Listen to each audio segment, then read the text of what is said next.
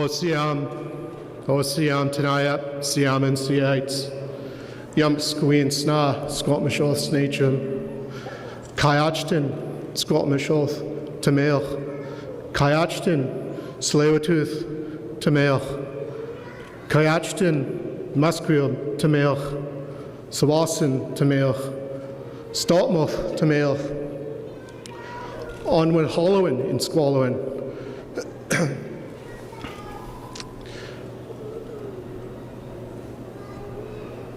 Respected people, friends, relatives, colleagues, family. My name's Yumps, is my Squamish ancestral name. My English name is Rudy Reimer. I've been asked to step forward on this beautiful day today here at Simon Fraser University to welcome you in a Coast Salish protocol using our language, our Coast Salish language, and specifically Squamish language. And I've been asked to do this on behalf of my academic family here at SFU to say Kayachtin. Kayachtin is welcome. We welcome you here today on this beautiful occasion for this event. And when we say on with Hollowin in Squallowin, that means I'm very happy to be here to see you all. So Kayachtin, Wachaka Tanaya, thank you. Osiam.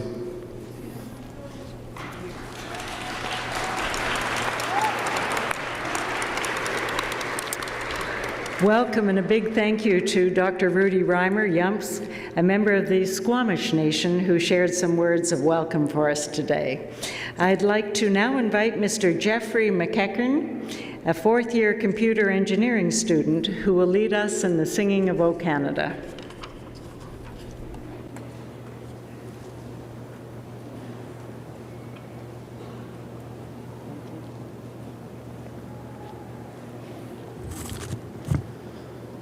O Canada, our home and native land, true patriot love in all thy sons' command.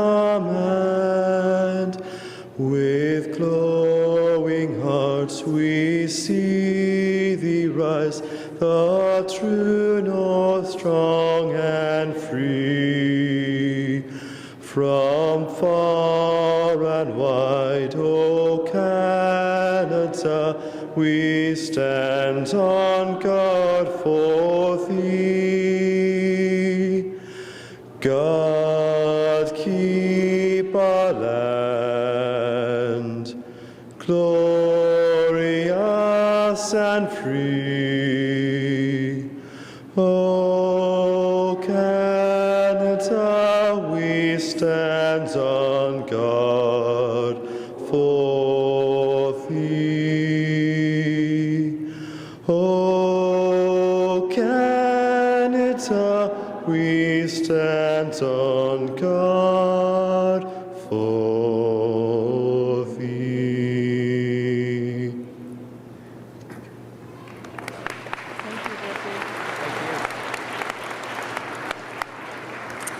Thank you, Jeffrey. Please be seated.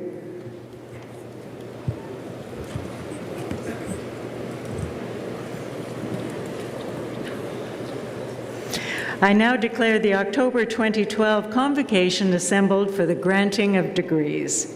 Mr. President, members of the Board of Governors and Senate, faculty, honored guests, graduates, and friends. I'm Carol Taylor, Chancellor of this university, and this is our 47th Convocation, and we are delighted and honored to have in attendance today a number of distinguished guests, both on the platform and in the audience. Welcome to you all. Special guests on the platform include from Simon Fraser's Board of Governors, Dr. June Francis and Ms. Angie Hall. With us as well, Dr. Marguerite Ford, SFU honorary degree recipient. And this afternoon, an honorary doctorate of laws will be conferred on Kim Baird. So today's a pretty special day for everybody who's here. It's a day for you to completely immerse yourself in this formal celebration of your accomplishments, all of your hard work. We are all here to congratulate you and to share in your sense of pride and accomplishment and anticipation. Well done. But I know that it's also a time of transition, new beginnings for each one of you, a time of uncertainty, challenges, opportunities for sure. So I confess that I'm going to take advantage of my position as Chancellor to offer some admittedly unsolicited advice. And I hope that maybe I can plant a seed of an idea with you. As you do go forward into your very busy and varied lives, please consider the possibility of participation in government as one of your career options, either elected office or in our fine public service. We have seldom needed your voice more. I am dismayed by the number of young people I talk to who are feeling disillusioned by politics. They're turning away from it rather than diving in and trying to change the system. Both President Petter and I have spent time in elected office, different parties, different positions, actually some the same. We've both been ministers of finance in this great province. 4 of our last 6 premiers attended university here at Simon Fraser before becoming involved in public service. And as well, our honorary degree recipients this year include 2 remarkable individuals who have also led in the field of government, one as President of India and one as Chief of one of Canada's most successful First Nations communities, former President APJ Abdul Kalam and former Chief Kim Baird are role models for all of us. So the question that you should have for us is, why did you do it? We're all so different. Why did we get involved in government? I promise you it wasn't for the glory, the unabashed adulation, and unquestioning respect. That doesn't happen. But we did do it because we believe in the power of government to do good. There's nowhere else where the opportunity to change the world, or at least your little corner of it, is so direct and so rewarding. Where else could you sign a treaty that changed the life of your community forever? Where else could you make decisions on behalf of an entire country's citizens? Where else could you take positive action to bring back low-income supplement for seniors in British Columbia? Or completely redesign an urban plan around sustainability? Only in government. This is the power and the opportunity that politicians in the public service hold in their hands. It's a power that you, if you choose to, could hold in your hands. I remain a great optimist, as I hope you can tell, about serving through government. It is an honorable profession. It is one way where you can make a difference. And let me please emphasize that it does not matter what political party you feel most comfortable with. All parties have good ideas and they've got good people. But what does matter is that you have to get involved. So my plea to you is to disregard the negativity that too often swamps the true picture of what government's all about or should be about, but instead look to the opportunity it offers you as individuals to change the world. And it may not be right now. I mean, I understand where you are in your lives, and you have imperatives such as get a job and pay the rent. But I do hope that someday you may look back and remember today, the day of your graduation, and think about the possibility of public service as a really important career choice for you. Strong democracies depend on strong participation by decent individuals who want nothing more than to try and make a positive difference in the world. It could be you. Let me now call upon the President of SFU, Professor Andrew Petter.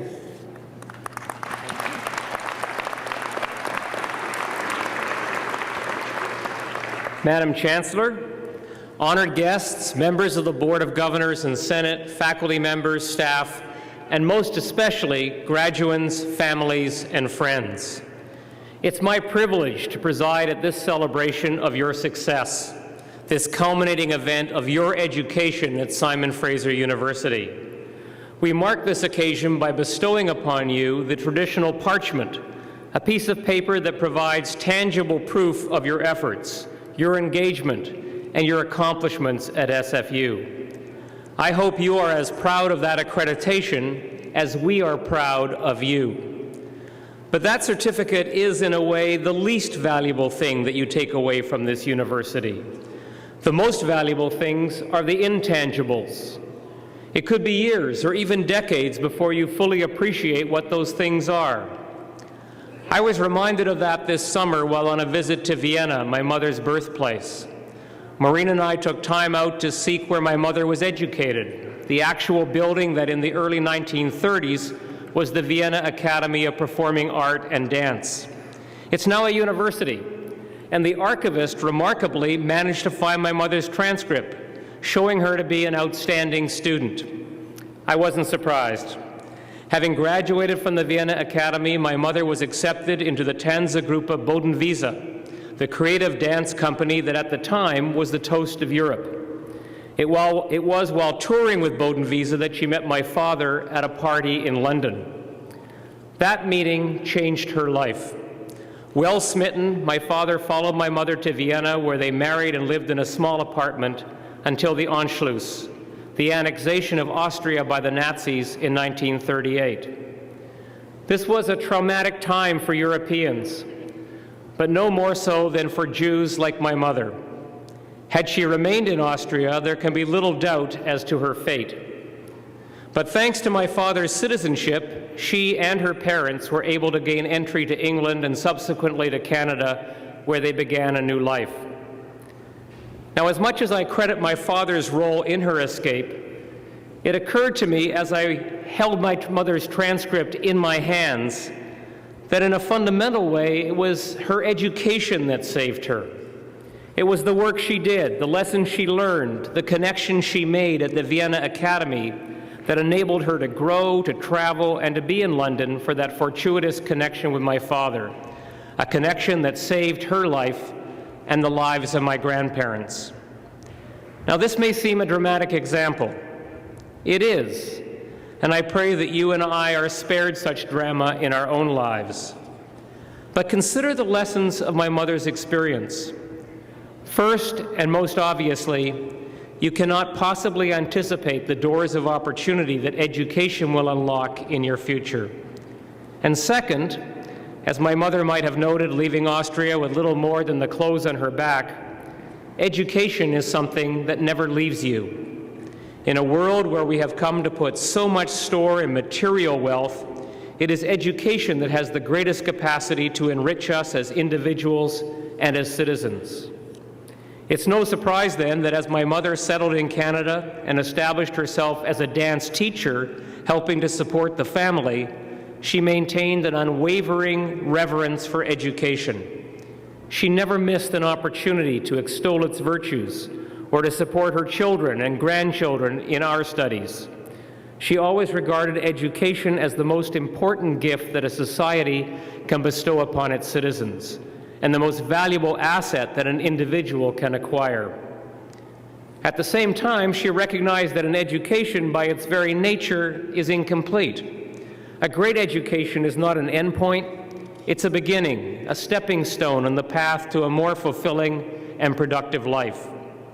In that regard, I want to remind you that you are not leaving SFU today, nor are you concluding your education. Rather, you are taking an important step from being an SFU student to becoming a valued member of the larger community of SFU alumni. And as your requirements for skills or knowledge or wisdom are tested in the future, I want you to know that SFU will always be here to help, to enable you to take the next steps in advancing your education. Finally, I want to thank you for the energy and enthusiasm you have brought to your studies, for the contributions you have made while here, and for the challenge and stimulation that you have provided to your colleagues and to the professors who've been fortunate enough to have you as students and as inspirations. I also want to thank your parents and extended family, as well as all of the friends and mentors whose efforts and support helped you to reach the milestone that you celebrate today. Know when you presently cross this stage that your accreditation distinguishes you as a graduate of Canada's leading engaged research university. But know also that its greater value lies before you, behind those doors your education will allow you to open in the years ahead. Education is a gift that will only and always be yours. I encourage you, I challenge you to make the most of it. Congratulations and best wishes to you all.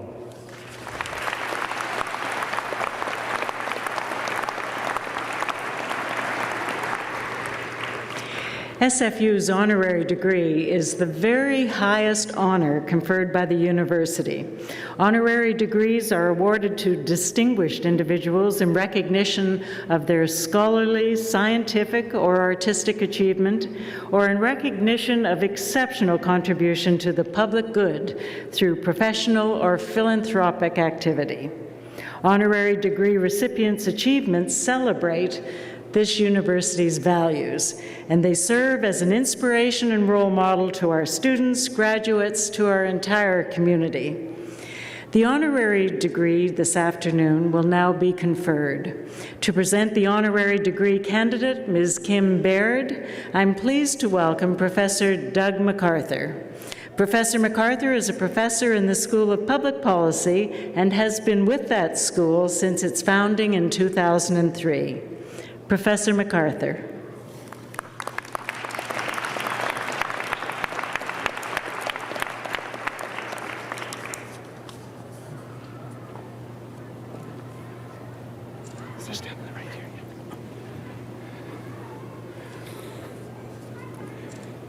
Madam Chancellor, exceptional leaders make things happen, especially in challenging circumstances. They care deeply about people and community. Exceptional leaders are also visionaries, strategists, motivators, organizers, and managers. Today, I present to you one such remarkable leader. You know, political leadership is difficult under any circumstances, as many people here know. In First Nations, it is extraordinarily difficult. Resources are scarce, social and economic conditions generally poor, and the hopes of the people and the demands of the people are pressing and urgent. Kim Baird has lived the life and walked the walk of an extraordinary First Nations political leader. Fiercely determined, deeply committed to social justice, she has relentlessly pursued her dream of a prosperous, self-governing Tsawwassen First Nation, free of the shackles of the Indian Act and the reserve system. The result today is there for all of us to see. The Tsawwassen First Nation is going where no First Nation has gone before, and it is succeeding. She started this journey 22 years ago, first as her First Nations treaty researcher, and then as director of treaty negotiations. In 1999, at the young age of 28, she was elected chief, a position she held for 13 years. Her accomplishments in that position are breathtaking. Largely as a result of her sheer determination, personal charm, and obvious intelligence, the Tsawwassen First Nation treaty negotiations are recognized as a model for effective negotiations. It was a long, hard, and often discouraging process, requiring focus, toughness, and determination on the part of the First Nation. When others thought all was lost, Kim remained relentlessly determined to find a way. Today, with its treaty in place, the Tsawwassen First Nation is well on its road to prosperity, self-sufficiency, and modern self-government. There are more jobs than people to fill them, hundreds of millions of investment dollars are pouring in, and a modern, efficient government is in place and working. Kim is a much sought-after inspirational speaker. She's incredibly generous with her time and serves on many boards, including British Columbia Hydro and Metro Vancouver. She makes herself available to any and all First Nations seeking advice and help. Kim is also the hardworking and dedicated mother of 3 young girls: Amy, age 8, Sophie, age 5, and Naomi, age 3, who are here with us this afternoon. These 3 beautiful, bright, and happy girls, often present in the negotiating room when they were babies, always come first in Kim's life. Kim Baird is a true inspiration to leaders everywhere. She does it all, and she does it so well. Kim Baird's ancestral name is Quintiltunat. The name is based on her great-grandfather's name, Quintilim. Madam Chancellor, I ask you, on behalf of the Senate of this university, that you now confer upon Quintiltunat the degree of Doctor of Laws honoris causa.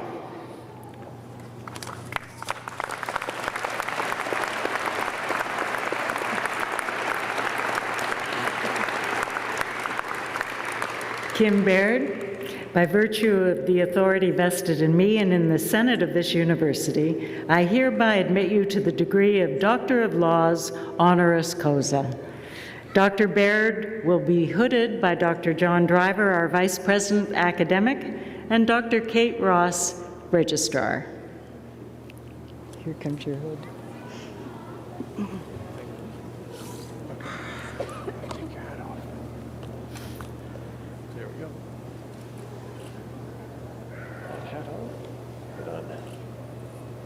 Go, Doctor. Congratulations. Thank you so much.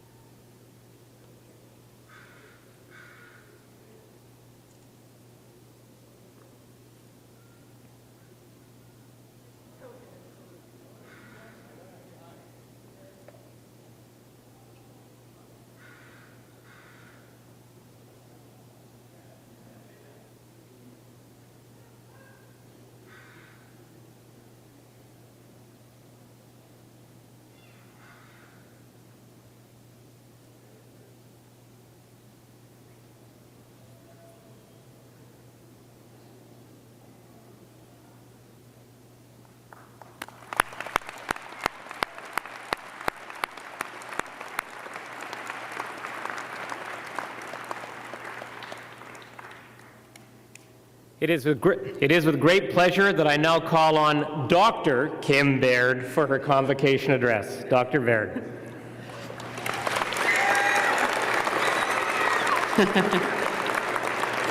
Good afternoon, everyone. I'd like to acknowledge my Coast Salish relatives on whose territory we gather. You now know, as a result of my kind and generous introduction, that my name is Quintiltunat, or Kim Baird. I'm the former chief of Tsawwassen First Nation, a self-governing treaty First Nation of just under 500 members, not very far from here. It's my deepest honor and pleasure to congratulate all those who are graduating in this ceremony this afternoon. And I have a call of action for you as you begin your next journey, carrying the tools you have gained from this institution. In my community this summer, 2 teenage girls, members of my nation, disclosed that they had been abused by family members.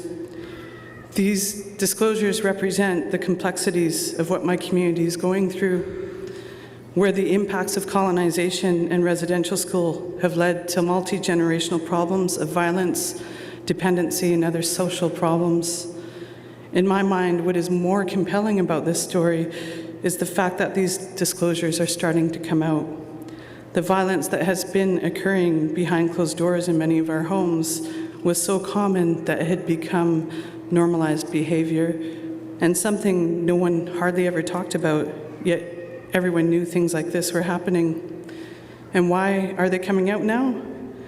It's because we've created a space where we can begin to address these issues. Reconciliation is not only happening between my community and governments, or even with society at large, but it's also begun within my community. We are transforming. These young girls know what happened to them is wrong, and they rightfully expect something to be done about it. I shudder to think that had we not acted to do so, these tragedies may still be behind closed doors, and there would be no chance to break the cycle. When I was about many of your age in the grad class, I learned about the story of First Nations people, about residential schools, about land preemption, the Indian Act, colonialism, disenfranchisement, and the works. And it explained a lot to me. It told me why my community is the way it is and why these tragic events happen all too often for First Nations people. I learned that this is a wrong of the very worst kind. And with that knowledge came the responsibility to act. I had to believe there is a way out of this terrible poverty and these continued cycles of abuse. And so I acted. I became a leader in my community. I started our treaty process and became elected chief. I now stand before you having negotiated the first urban treaty in British Columbia, one that took 16 years and every ounce of my energy, well, except for the ounces I had to find to raise my kids. And I stand before you knowing I did the right thing. And the odds were stacked against me to be standing with you at all, let alone to be standing in front of you. The dice were loaded in favor of me being another sad First Nation statistic. I grew up in the typical First Nation story: domestic violence, alcohol abuse, poverty, and a transient lifestyle were a part of my story, as for so many of my people. And I'm with you today because I found the strength to break that cycle, and for that, I'm so grateful. I was able to make real, structural, and substantive changes for current and future generations of my community. I'm grateful that I was able to turn my anger, cynicism, and despair as a teenager into action. I feel blessed that my efforts bore real fruit, and I should note that they only bore fruit because of all the many people who came to help me, many of them family and friends and colleagues who are here today, right now, still supporting me. And I'm sharing these stories with you, both my community story and part of my personal story, because I want to highlight that no matter what walk of life you come from, you can act. I know you have chosen fields that do serve our society, but I really challenge you to stretch yourselves into contributing into this world. You possess skills you've learned during your time here, and your potential is limitless. When you come across things that are wrong, or when something you learn shocks you deeply, I feel you have a duty and responsibility to act. You are equipped to make positive change. Do not underestimate the value of this great benefit you've received. Many, including myself, have not had the same opportunity, but with this benefit comes significant responsibility to act when you see wrong, to stand up and do something. I believe we all have a duty and an obligation to serve our communities. Education is a blessing that each and every one of us has received, and it's now your turn to share this blessing with others. Go out and use these skills and contribute to building our civic society. Find your passion and lead. There are many challenges our society faces, from the third world conditions on reserves to our loss of belief in our government institutions or the environment as some examples. With all these things, we can't just sit back and wait for someone else to fix them. It doesn't work like that. When we have the knowledge of what needs to be done, we have the responsibility to step up, and you are also equipped to contribute to our world and our children's future in such meaningful ways. I can't wait to see what you will collectively achieve. Haichka, Haisapka.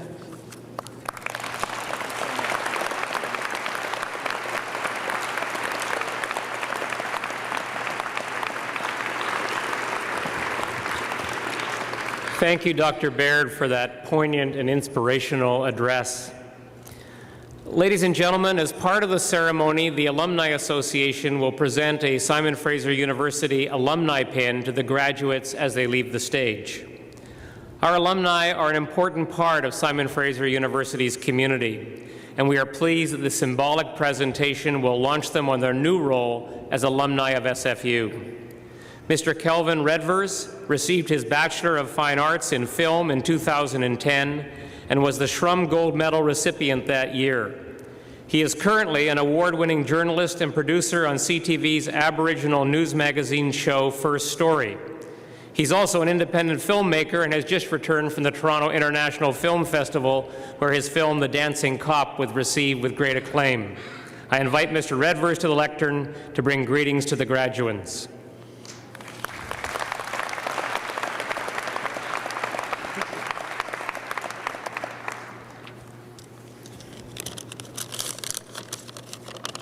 Thank you, President Petter. It is my privilege and pleasure to congratulate you on your graduation and to welcome you as the newest members of the SFU Alumni Association, which is a global community of over 120,000 graduates. I encourage you to remember and to rely upon the connections you've made here at SFU. This is your strongest and your most natural network. Attend our events, join the Alumni Online Directory, and stay connected through our social media channels. Also, keep in mind that the Alumni Association is here to serve your needs and interests with relevant benefits and services. I invite you to learn more about your alumni privileges in a handy little brochure that you will find in your degree folder. As you cross the stage today, I will be presenting you with an alumni pin as a symbol of your achievements and of your alumni status. Wherever life takes you in the future, we hope that you will keep the SFU spirit alive and that you will stay connected to our university and to your fellow alumni. Thanks.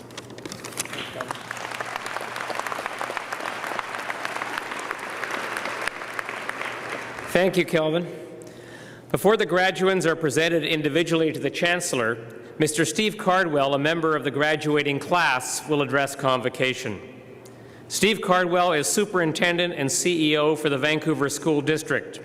He's been an educator for 33 years and is currently serving as President of the BC School Superintendents Association.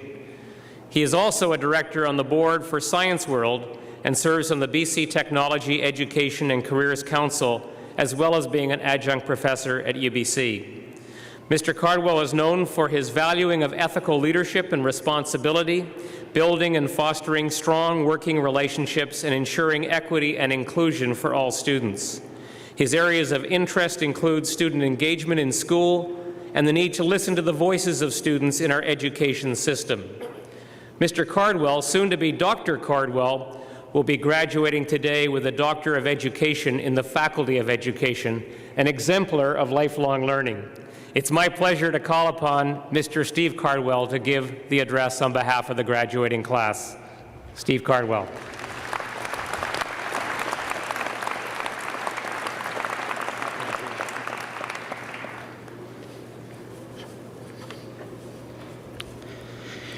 Good afternoon, Chancellor Taylor, President Petter, special guests, fellow graduates, faculty members, families, and friends. First of all, I also wish to acknowledge that we are on the shared traditional territories of the Coast Salish people and acknowledge the Musqueam, Squamish, Tsleil-Waututh, and Stolo nations. I also wish to acknowledge Kim Baird of the Tsawwassen First Nation, who has just received her Honorary Doctor of Laws today. I am pleased to offer warm wishes and congratulations to the fall graduating class of 2012. This is truly a heartwarming, momentous, and special occasion. It is an honor to be here this afternoon to join with you in recognizing and celebrating our accomplishments. I feel privileged to be here to bear witness to such wonderful success. It has often been said that success is not a destination, but a journey. And so I want to offer my profound thanks to the families and friends who have supported us on our pathways to success. President Petter refers to them as the generous souls. And I know my wife, Mary Ann, is just happy to get the dining room table back in time for Thanksgiving. It is truly remarkable to see so many talented and skilled graduates here before us today. You are the citizens of our respective communities, the future of your families, friends and neighbors, and the leaders in our society. For graduating students, this is a time of commencement, a time to celebrate, a time to move on. And I want to leave with you some thoughts as you begin the next steps of your lifelong journey. In your graduating year, the year 2012, you must look ahead, anticipate the future, and strive with confidence for friendship, happiness, and continued success. It is this message of success, filled with courage, hope, and optimism, that I will speak about today. I am reminded here of the words of the great adventurer and explorer Sir Ernest Shackleton, who said, "Some people say it is wrong to regard life as a game. I don't think so. Life to me means the greatest of all games. The danger lies in treating it as a trivial game, a game to be taken lightly, and a game in which the rules don't matter much. The rules matter a great deal. The game has to be played fairly, or it is no game at all. And even to win the game is not the chief end. The chief end is to win it honorably and splendidly. To this chief end, several things are necessary. Loyalty is one. Discipline is another. Unselfishness is another. Courage is another. And optimism is another." So said Ernest Shackleton. Graduates, the future belongs to those who see possibilities before they become obvious. The future is not yours to take, it is yours to make. It takes courage, hope, and optimism to accomplish such aspirations. In this uncertain world, we face progress and change in all aspects of our lives. The challenges before us are not easy. The choices we make and pathways we take are fraught with uncertainty. Daily we face dilemmas of which path to choose. We must always strive to make the right choices. In his time-honored poem, The Road Not Taken, Robert Frost wrote, "I shall be telling this with a sigh, somewhere ages and ages hence. Two roads diverged in a wood, and I took the one less traveled by, and that has made all the difference." In other words, do not follow where the path may lead. Go instead where there is no path, and leave a trail for others to follow. Courage, persistence, and attitude are qualities essential to your success and in choosing your pathway. Every obstacle is a stepping stone to that success. I know that wherever your chosen pathway takes you, you will continue to excel in your own ways and demonstrate your community spirit, strong leadership, sense of character, civility, and the courage, persistence, and attitude to truly make a difference. I want to offer congratulations to Simon Fraser University for the exemplary strategic vision that President Petter and others have led. The engaged university, engaging students, engaging research, engaging communities. These goals mirror those of our education system, my own school district, Vancouver, and in even my own research interest with respect to student engagement at the high school level. I closed my own research with a quote from Justin, one of the students in my study. He commented about his aspirations and his future as follows. "Well," he said, "I want to go to university, and I want to perhaps study medicine, do some research, but at this point, it's not really clear what I want to do with my life. I just want to know, like at the end, hopefully it's far away, but at the end that I've done something with it, and I've done something good." I hope that each and every one of you has the same success, and at the end of the day, you have done something good. A recent Vancouver Sun editorial reminds us that teachers play an important role in our future well-being. In a culture that emphasizes the present, teachers have to concentrate on developing future leaders. Teachers, who typically spend more time with kids than anyone else, play a profound role in our society.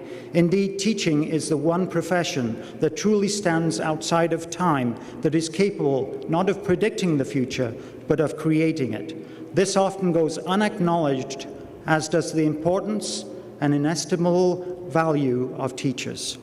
I find optimism in this sentiment and join the authors in recognizing you, our graduating teachers and environmentalists, in our shared commitment to ensuring the very best educational experience for children in our care, in a world that is safe, sustainable, and respectful of this lonely planet. You are essential elements in this important endeavor. You carry with you a sense of respect, friendliness, good humor, high values, and a strong desire to do good work. You place kids and the environment we inhabit first. As I'm sure was the case with many of you, I was glued to the telly during the summer watching the Olympics.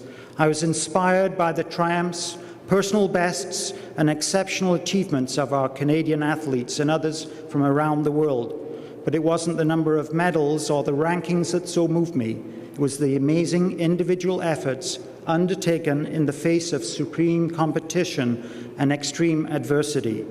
It was the personal bests that exemplified undivided attention and focus, hard work, dedication and commitment, courage, endurance, and of course, practice, practice, practice. Job one for our schools must be instilling hope in our children. Education, said Irish poet William Butler Yeats, is not the filling of a pail, but the lighting of a fire. It is our job, all of us, teachers, schools, parents, politicians, and indeed bureaucrats, not only to light that fire, but also to keep it burning brightly. It is education that allows our children to hope and dream for something better, and we must not let them down. And not unlike the symbolism provided by the Olympic flame, our task as leaders in the system is to keep that flame burning brightly, ensure the safety and security of our students, and strive to provide the very best educational experience possible for every learner. Please join with me in providing the very best support to our learners and their parents. Please join with me in our caretaker roles in ensuring that this earth that we take too often for granted is protected and respected for the generations to come. Please join with me and commit to doing our utmost to go that extra Olympic mile in service of those less fortunate, those less able, those more vulnerable, those in greatest need, and those in our trust and care. Please join with me in bringing success for all of our students through courage, hope, and optimism for our future.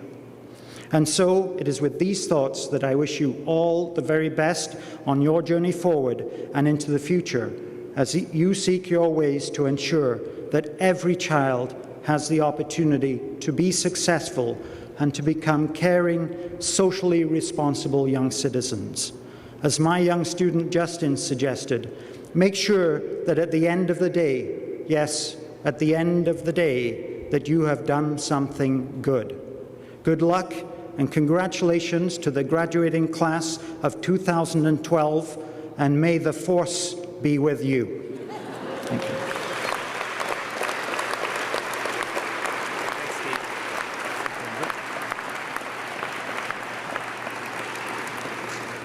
Thank you, Mr. Cardwell, for your engaging address. The members of the graduating class will now be presented to the Chancellor to be admitted en masse to their degrees. Will the graduands please rise? And aren't they a good-looking group, don't you think?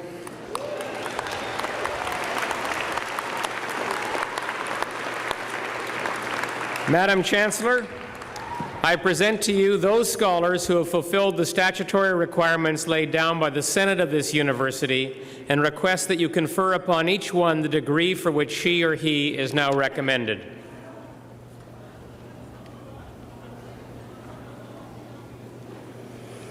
By virtue of the authority vested in me and in the Senate of this university, I hereby admit you to your various and several degrees. Will the graduates please be seated?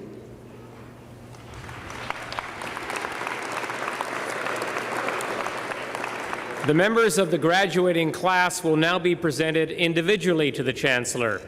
But first, a few requests. Would you please refrain from applauding the individual members of the graduating class until each group of degrees has been conferred? This does not apply, however, to the conferral of doctoral degrees. And obviously, we can't possibly forbid spontaneous outbursts of enthusiasm.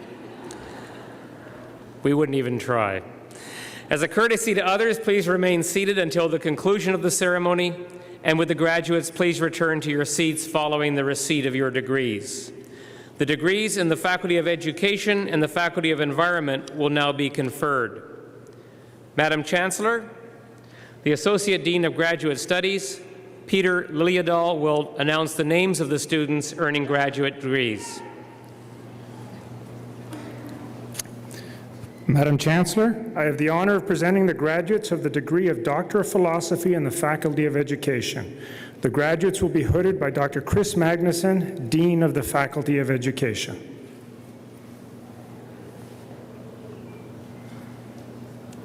Oops, Carter. Thanks. John Carter.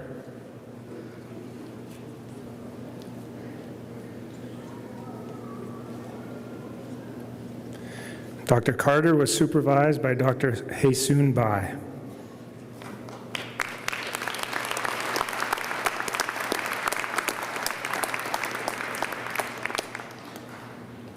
Thomas Kulhane.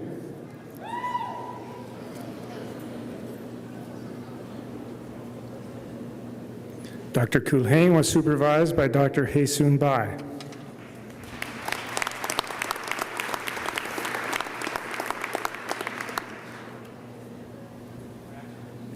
David Erickson.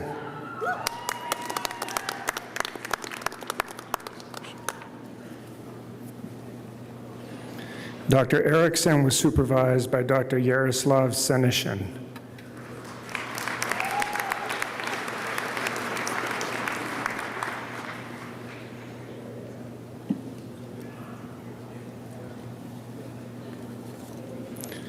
Randolph Dalton Hyman.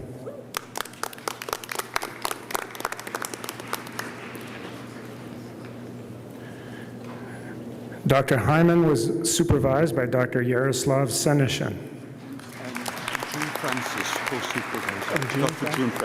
And Dr. June Francis, co-supervisor.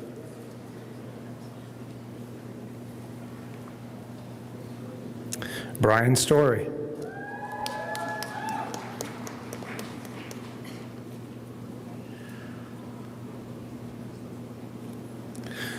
Dr. Story was supervised by Dr. Stephen Smith.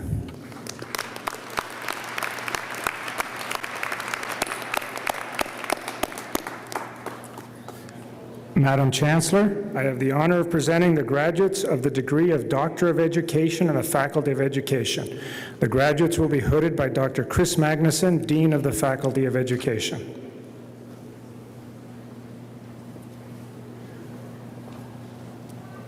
Nice speech. Steve Cardwell.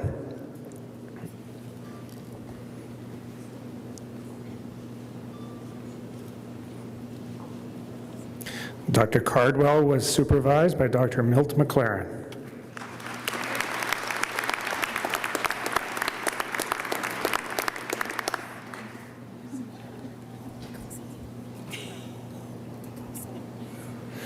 Paul Descrozier.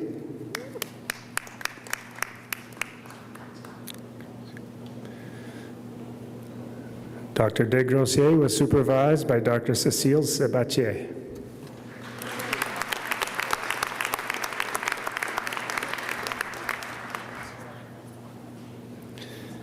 Edith Kirkpatrick.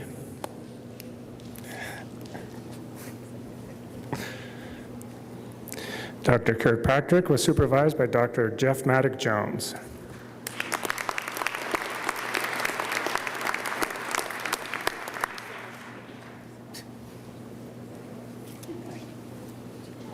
Kim Lockhart.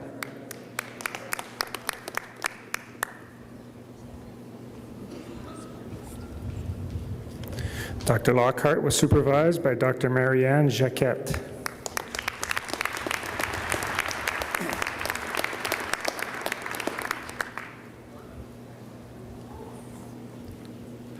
Jeremy Robert John Morrow.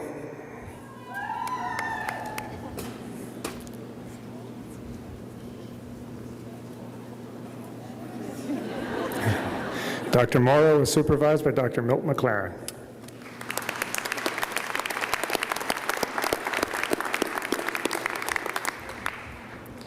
Madam Chancellor, I have the honor of presenting the graduates of master's degree in the Faculty of Education.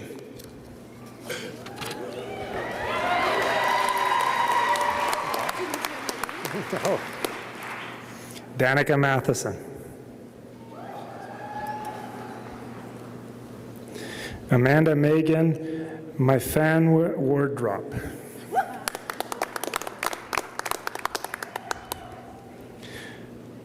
Joanne Abrams.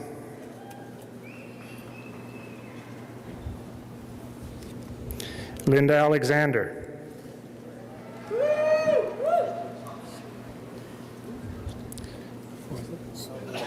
Sharita Ali Shah.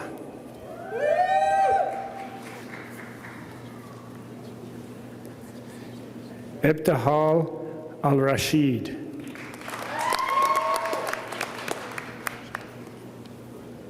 Carolina Barsky.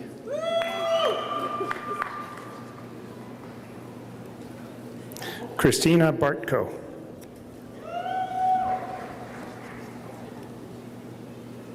Margaret Barch.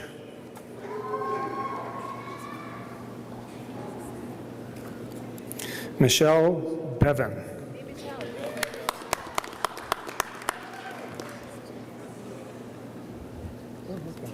Jennifer B.A.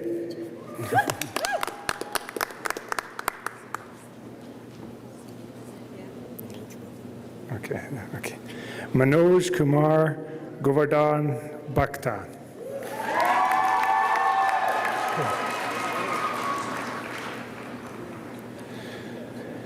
Balal Yasuf Bamji.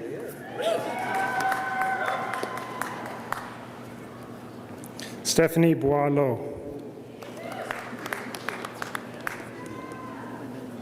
John Boylan. Colleen Braun. Shelley Brown. Richard Campanella. Oh, okay. Who's got the card? Brian Chand and family. I keep this.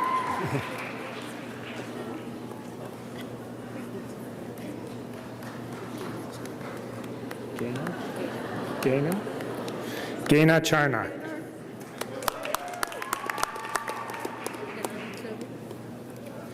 Nathalie Claveau.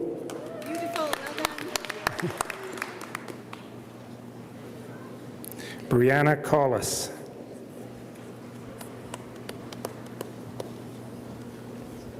Lauren Compton.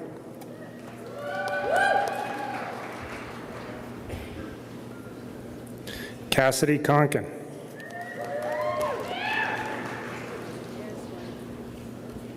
William Kuhn.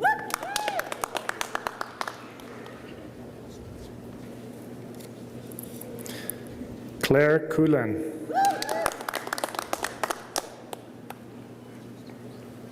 Bruce Dan.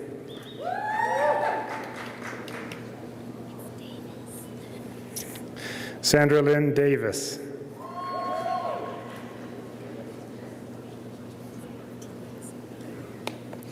Jeanette DiBiase.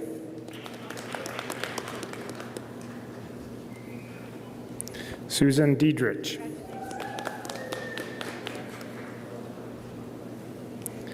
Amy Ditchburn.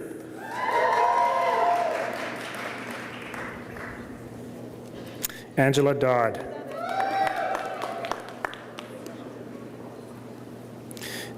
Jason Alejandro Donaldson.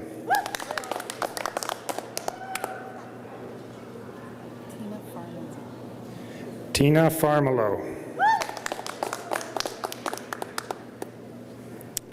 Sandra Furr. Karen Fisher.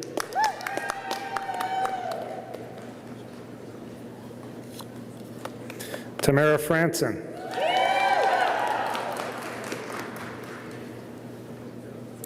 Lindsay Fredrickson.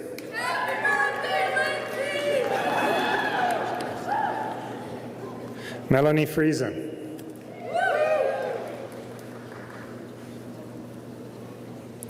Deborah Fullerton.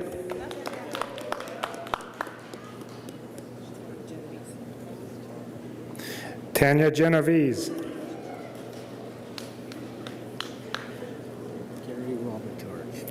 Gary Robert George.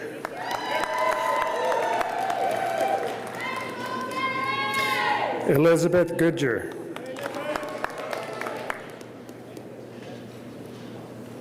Lisa Goosen.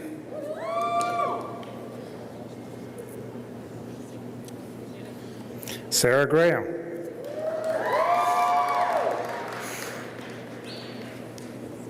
Joanne Greenlay.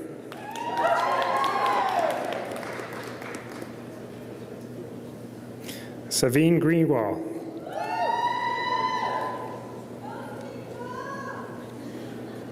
Erica Grossi.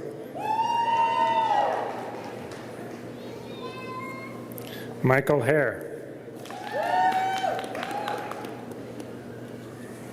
Martin Hartig.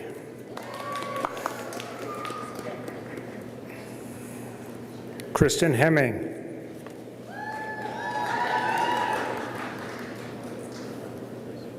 David Dunbar Henning.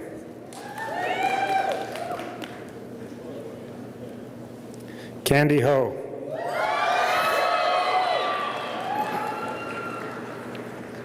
Jennifer Riesenho. Christian Dean Hall.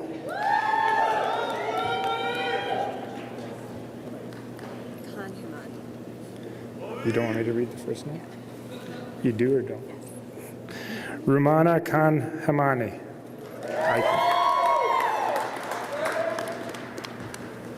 Angela Knowles.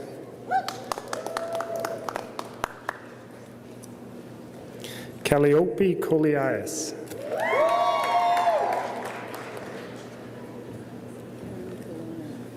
Karen Colonna. Sonia Langer.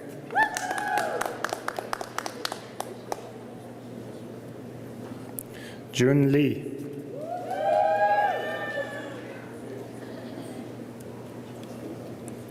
Carla Lindgren.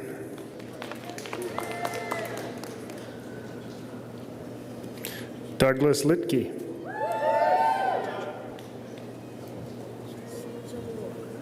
Shin Chung Lo.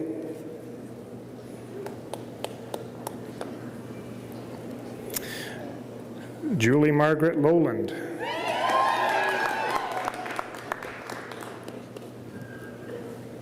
Patrick Lougheed.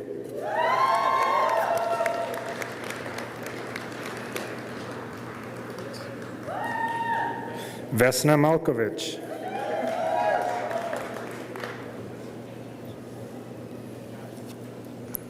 Kristen McIntyre.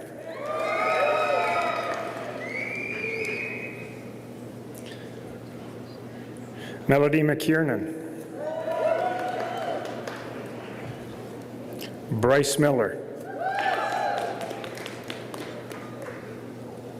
Grant Miller.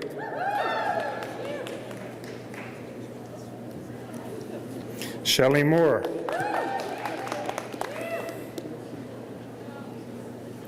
Penelope Morgan.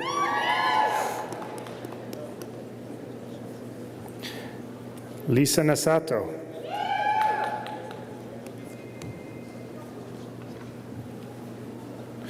Amy Obitkoff.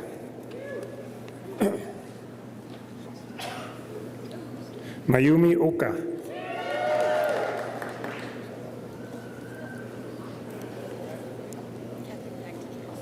Catherine Paktakan. Alisa Patching.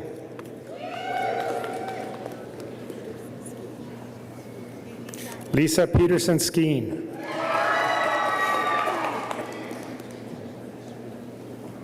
Lisa Perry. Stephen Perry. Judy Phillips.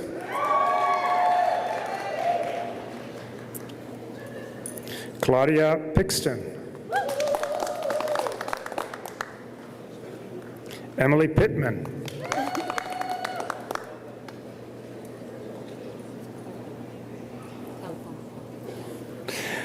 Brenda Pohl.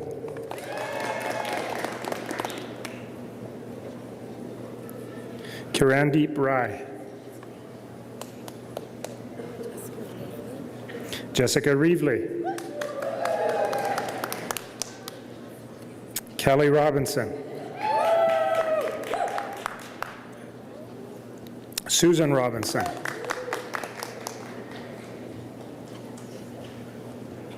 Heidi Rotenberger. Melanie Roth. Jody Rowett. April Russell.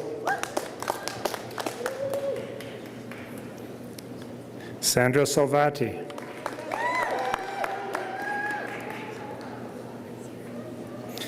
Pavanjit Sanghera. Susan Schmitz.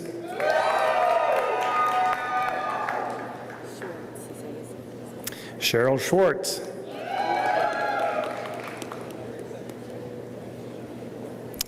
Alina Satun.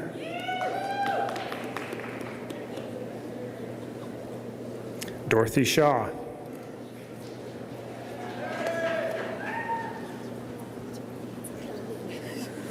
Bhavan Singh Arora.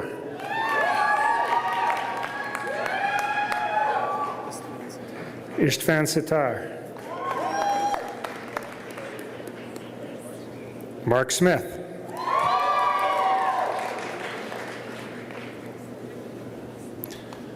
Christina Sormani Albert, sorry.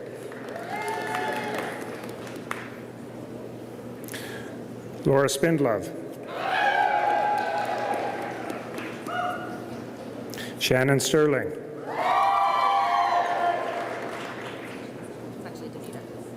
Danita Stewart. Connie Swan.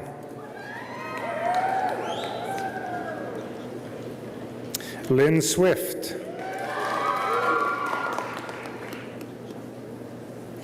Christine Thompson.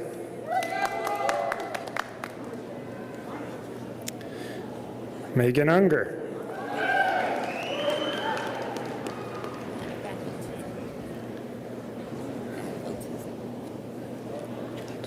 Lana Van Veltuzen.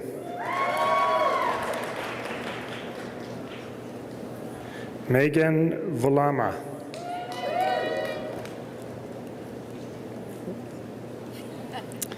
Linda Wainwright.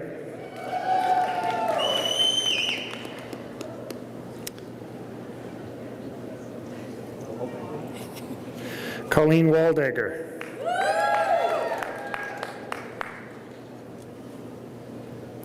Tanya Wardle.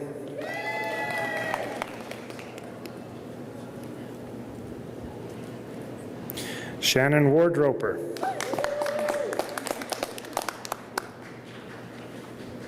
Sarah Weber.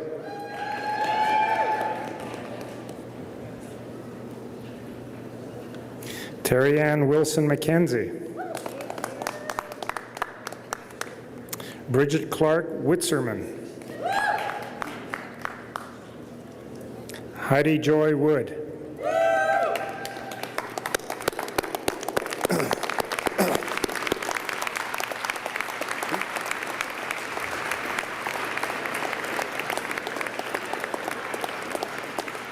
Madam Chancellor, I am pleased to present the students who have completed the requirements for graduate diplomas in the Faculty of Education.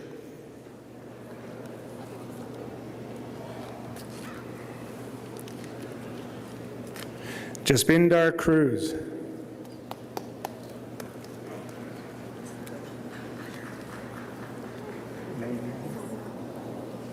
Lona Leonard.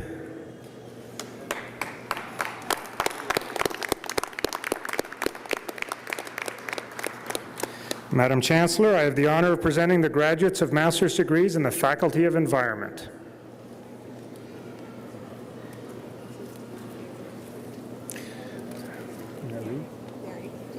Mary Capper.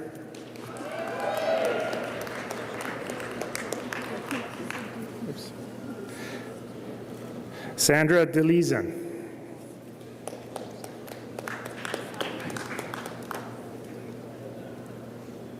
Antonia Rodriguez.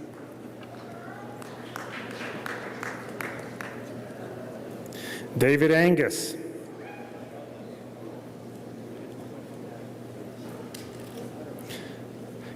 Adam Balin Stern.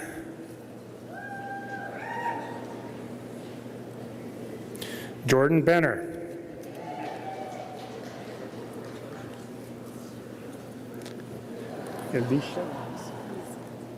Alicia Brunette.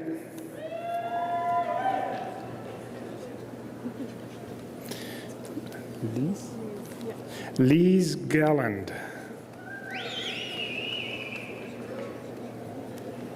Stephanie Jones.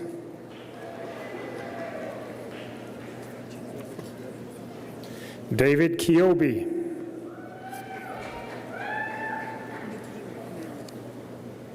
Nadine Pinel. Maureen Attard.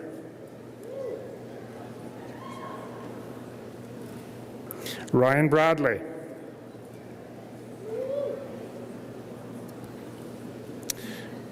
Richard Minardi et al.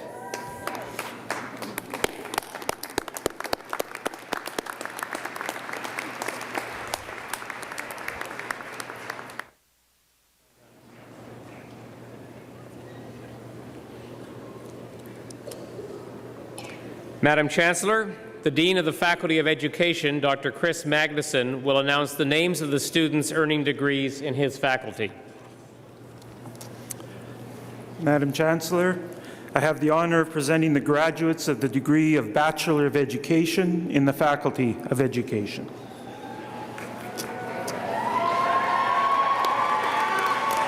Vanessa Advocat. Kayla Alabi. Jennifer Allen. Susanna Alves. Leanne Armstrong. Amanda Asalone. Andre Babois. Rini Begala. Francesca Baldessera. Brian Berizal. Mark Bedford. Elizabeth Berwick. Rochelle Book. Benjamin Byer. Allison Black. Ashley Blaine. Elena Bondarchuk. Angdeep Bopare. Amanda Boyd. Navdeep Brar. Nina Brar. Marina Brewer. Stephanie Brown. Kirstine Buchan. Andrew Bustamante. Jamie Campbell. Timothy Catcher. Larissa Chat. Fondi Chang. Jennifer Chu. Natalie Chow. Donna Faye Chua. Anna Contreras. Karen Cooper. Michelle Cordova. Fiona Kupar. Nicholas Dallariva, Kathleen De Torres, Cheryl Dexter, Jennifer Dudley, Catherine D., Alicia Edge, Frank Elstad, Molly Elliott, Laura Elwood, Kevin K2 Estabrooks, Nicole Fabi, Jasmine Farah, Fiona Farquharson, Christina Fair, Charlotte Favang, Kathleen Findlay, Catherine Fitzgerald, Michael Foley, Brianne Foltz, Eddie Fong, Kaylee Ford, Trina Forrest, Francis Yolanda Forsyth, Tira Foy, Tyler Friesen, Angela Frishoni, Christina Gardner, Aisling Gahan, Victoria Froelich, Melanie Gio, Danielle Hadlow, Jessica Hanna, Angela Harrison, Amira Hashmi, Kurt Heacock, Queen Natalie Helm, Ashley Henderson, Megan Hewitt, Christina Hoyle, Allison Hudson, Frederick Ilgilden, Megan Innes, Maxine Joe, Melissa Johnson, Tammy Jones, Carissa Keenan, Ashley Kennedy, Emily Kivas, Karen Katkar, Anne-Marie Curry, Gregory Kilvert, Bora Kim, Sonia Kim, Irina Kosorek, Kristen Kraus, Amy Lai, Jennifer Lalune, Stephanie Langlois, Angela Latham, Jacqueline Leask, Wendy Leclerc, Brenda Lee, David Lee, Tihi Lee, Raphael Lee, Oksana Lejabokov, Caitlin Letkeman, Brittany Liska, Andrea Lowe, Evelyn Lockhead, Amy Long, Aaron Liu, Crystal Looms, Allison McCrae, Natalie Magel. Colin Maishment. Erica Maller. Rachel Martinjack. Kathleen McGivern. Caitlin McGuire. DeLuke Shika Meaden. Darcy Mexner. Brian Miller. Selena Miller. Ashley Mills. Chantel Mockery. Fiona Mose. Evelyn Molina. Elizabeth Morrow. Sangeeta Nata. Jennifer Natick.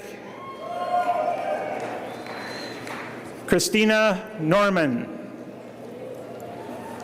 Amy O'Connor. Tyler Olenek. Lindsay Owen. Tammy Ozan. Pooja Pabari. Rosanna Pacheco. Ronak Palavanlu. Shannon Payton. Ashley Phillips.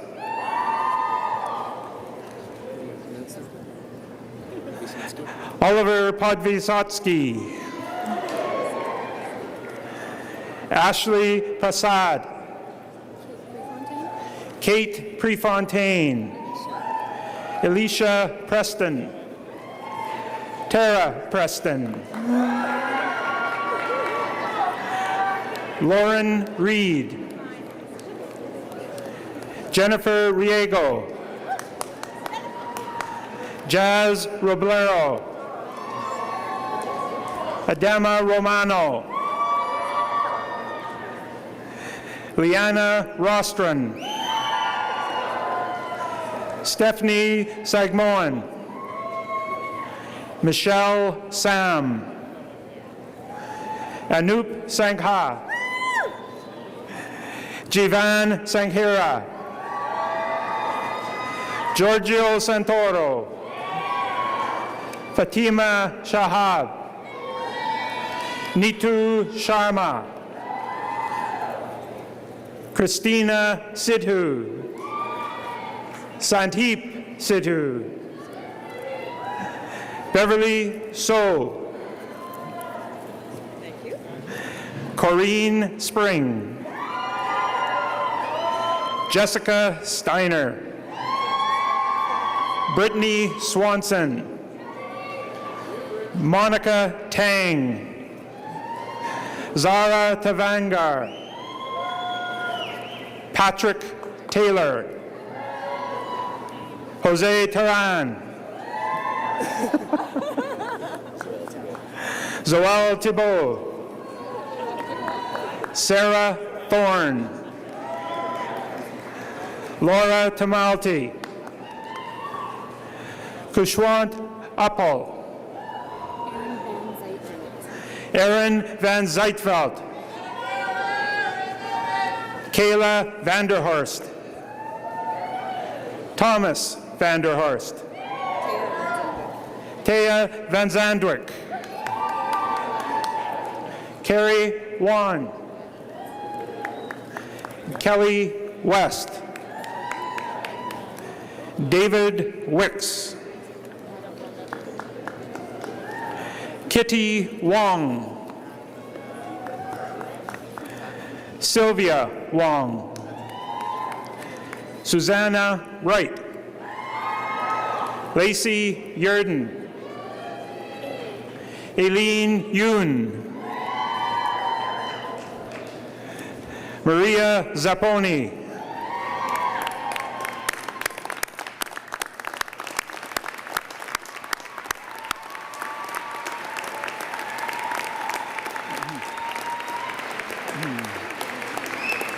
Madam Chancellor, I have the honor of presenting the graduates of the degree of Bachelor of General Studies in the Faculty of Education. Donna Bjornsson, Brianna Chung, Chiri Chow, Jennifer Chow, Hung Pei Lin, Melissa Lorenzi, Charlie Robinson, Megan Stoker, Gloria Sang,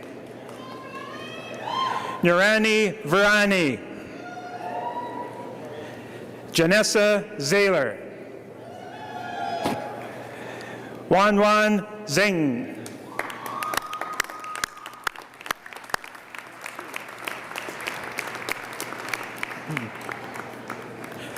Madam Chancellor, I am pleased to present the students who have completed the requirements for diplomas in the Faculty of Education.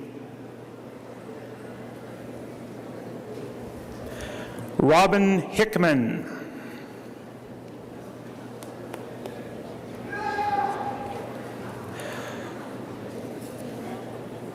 Homa Papai,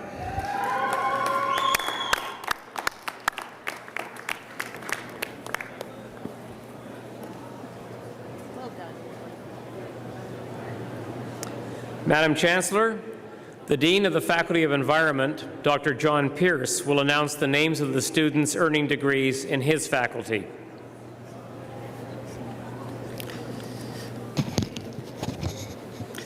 Madam Chancellor, I have the honor of presenting the graduates of the degree of Bachelor of Arts in the Faculty of Environment.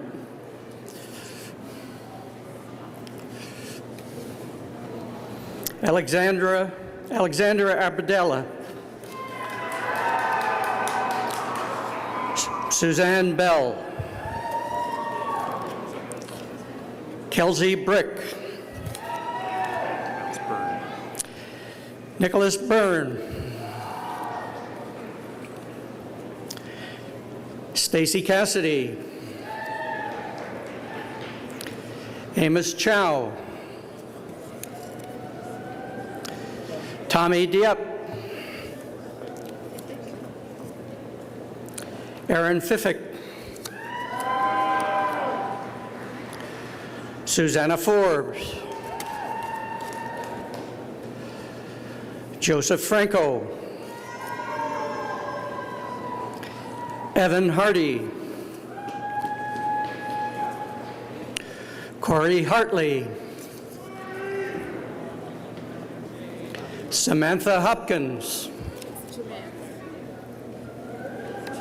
Caitlin Jamaith,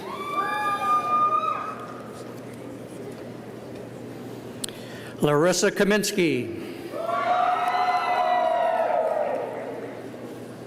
Taylor Crook, Adam Lee, Jessica Lee, Tegan Lee, Joanna Pardum, Michelle Shearer, Christopher Tessarolo, Warren Vorzin Gurin, Daryl Whitmore, Fatima Yezhin, Yizu,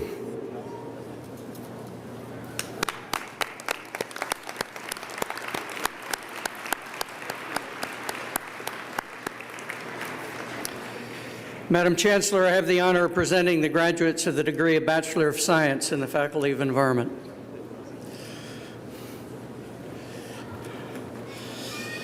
Darren Murray, Alyssa Serena, Melanie Wilson, Monica Woods, Okay. Madam Chancellor, I am pleased to present the student who has completed the requirements for the certificate in the Faculty of Environment.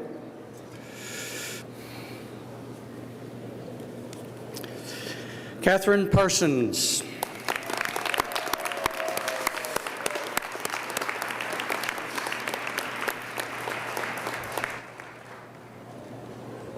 Will the graduating class please rise? I congratulate each of you on the completion of your degree. This is an impressive achievement, and I ask your friends and family to join with me in applauding the amazing graduating class of October 2012.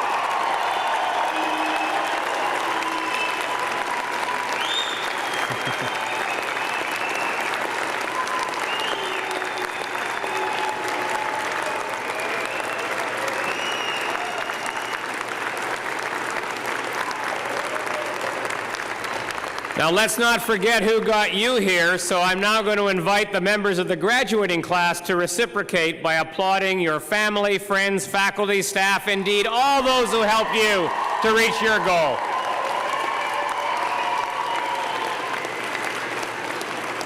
Please be seated.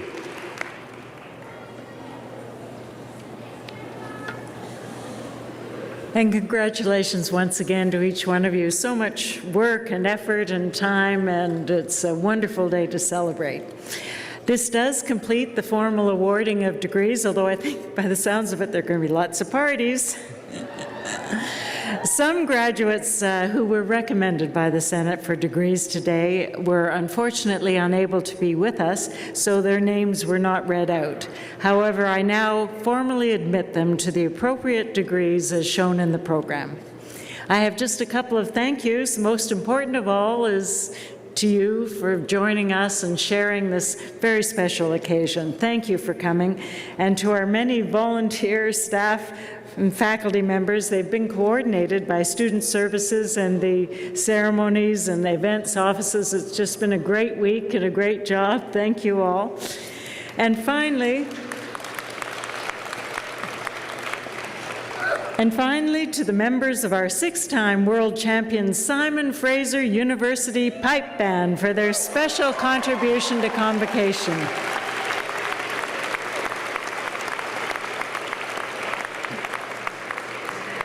As good news for all of us, they will be performing for a while after the ceremony in Freedom Square, which is right behind the platform. So this brings to a close the formal part of this afternoon's convocation and celebration, but you're all now invited to attend a reception in the James Douglas Room, which again is behind the platform. If I could ask you to please rise and remain standing at your places until the platform party has recessed.